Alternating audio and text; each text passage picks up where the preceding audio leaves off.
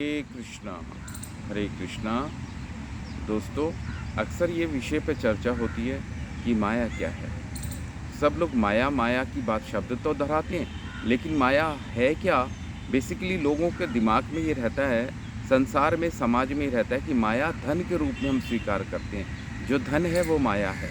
माया वो नहीं, माया का स्वरूप बहुत वास्ट है।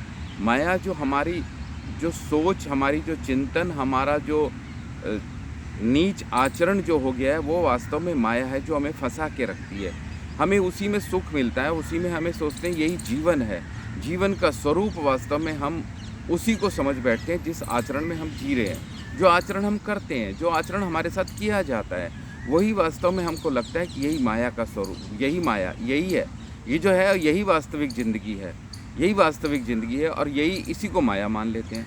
लेकिन हकीकत क्या है? माया को हम अगर पारदर्शिता से देखें तो पता चलेगा कि माया हमारे एक नीच आचरण, नीच व्यवहार, नीच खान पान, जो शुद्रता हमारे व्यवहार में है, शुद्रता हमारे पहनावे में है, शुद्रता हमारे बोलने में है, वही माया है। और इस माया से हम परे जा सकते हैं, इस माया को हम जीत सकते हैं। कैसे जीत सकते हैं? अगर हम शुद्ध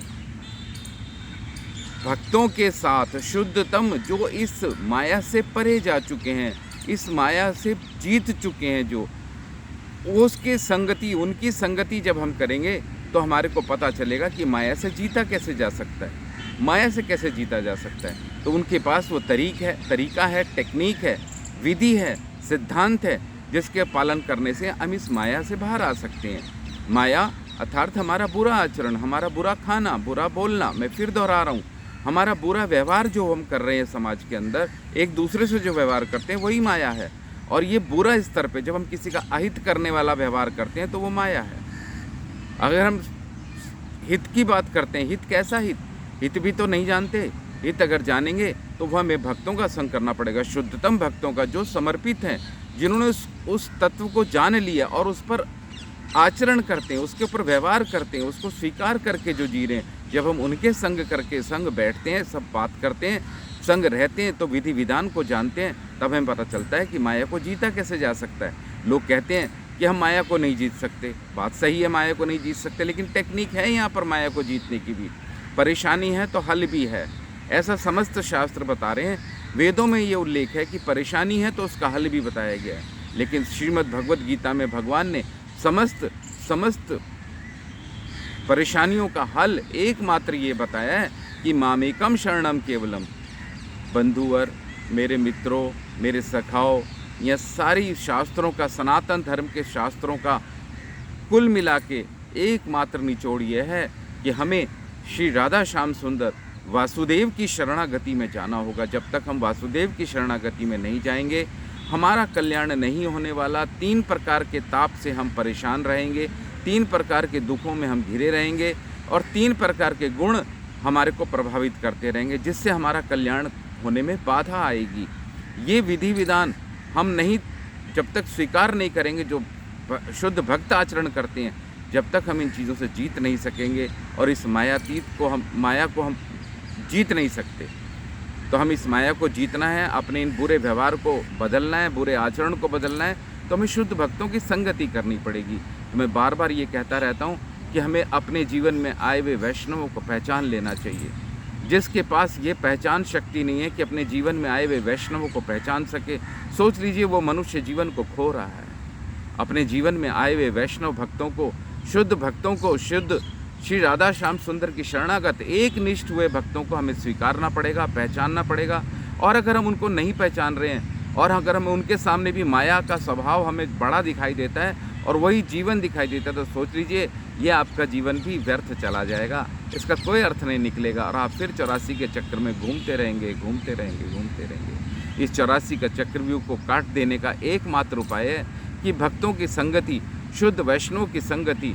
और दोस्तों, आपकी जिंदगी में, आपके जीवन में अगर वैष्णव प्रवेश हो चुका है तो अलर्ट हो जाएं, सावधान हो जाएं कि आपको भगवान की प्रथम कृपा प्राप्त हो गई है। पहली कृपा भगवान की प्राप्त होती है जब भगवान हमारे जीवन में किसी वैष्णव की संगति कराते हैं। अगर हम अपने जीवन में वैष्णव संगति को पहचान नहीं रहे तो हम सबसे बड़े जीवन की सबसे अनमोल रत्न को खो रहे हैं, और हम बाकी कूड़ा कचरा हम इकट्ठा कर रहे हैं, पत्थर इकट्ठे कर रहे हैं, बदबू वाले वातावरण को स्वीकार करके बैठ गए हैं। वास्तव में क्या है, हमारा जीवन यूं ही बर्बाद जा रहा है। तो हमें पहचानना पड़ेगा, अगर इस माया को जीतना है तो हमें शुद्ध वैष्णवों की संगति करनी पड़ेगी। और संगति का क्या है, अगर हमारे जीवन में कहीं से संगति का प्राप्त हो रही है किसी भी माध्यम से, आजकल बहुत सारे सोशल मीडिया हैं, बहुत सारे चैनल्स हैं, उनके माध्यम से भी अगर हमारे को वैष्णव संगति प्राप्त हो रही है तो मित्रों, अपने जीवन के उद्देश्य को समझ लो और उस वैष्णव संगति के करीब चले जाओ। उस वैष्णवों को अपने जीवन में स्वीकार करो, उन वैष्णवों के आचरण को स्वीकार करो, उन वैष्णवों की वाणी को स्वीकार करो, क्योंकि वैष्णव भगवान के शुद्ध भक्त होते हैं और उनकी वाणी शास्त्रों की वाणी होती है। शास्त्र की वाणी भगवान की वाणी होती है, उसमें कोई भेद नहीं होता, कोई अंतर नहीं होता है। तो जो यहाँ पर मैं अंत में एक बात बोल दूँ कि जो व्यक्ति अपने जीवन में वैष्णव को नहीं पहचान रहा, भक्तों को नहीं पहचान रहा, तो सोच लीजिए वो अपने जीवन को यूं ही खो रहा है अनमोल जीवन को। संध्या कब हो जाएगी जीवन की नहीं पता। इसलिए इस जीवन को, उद्देश्य को समझ लें, और जो जीवन के उद्देश्य को समझ लेता है, उस पर आचरण करता है, उसके ऊपर पथ पे आगे बढ़ जाता है, उसको वैष्णव का दर्जा प्राप्त होता है। सारे शास्त्र, भगवान और सारे बड़े संत आचार्य ये बता रहे हैं कि वही वैष्णव है। इसलिए मेरी प्रार्थना आपसे ये है कि आप भगवान की श्री राधा श्याम सुंदर की सेवा करें, जैसा कि आपके जीवन में आए हुए वैष्णवों की संगति से आपको सुनाई दे रहा है, पता चल रहा है। भ्रमित भक्ति आपको भ्रम में फंसा के रखेगी और 84 के चक्कर में घुमाती रहेगी। अभी तो ये सुंदर उच्च कुल, जाति, धन, वैभव सब प्राप्त है, ये छिन जाएगा और नीच स्थिति में चले जाएंगे। वर्तमान से भी जो खुश नहीं रहता, वर्तमान को भी भगवान का धन्यवाद जो नहीं कहता, उसकी भी गति खराब हो जाती है। तो मित्रों, हमें शुद्ध वैष्णवों की संगति में अवश्य रहना चाहिए। बिना शुद्ध वैष्णव की संगति के बिना सोच लीजिए कि हमारा जीवन व्यर्थ जा रहा है। श्री राधे। हरे कृष्ण कृष्ण कृष्ण हरे हरे, हरे राम राम राम हरे हरे।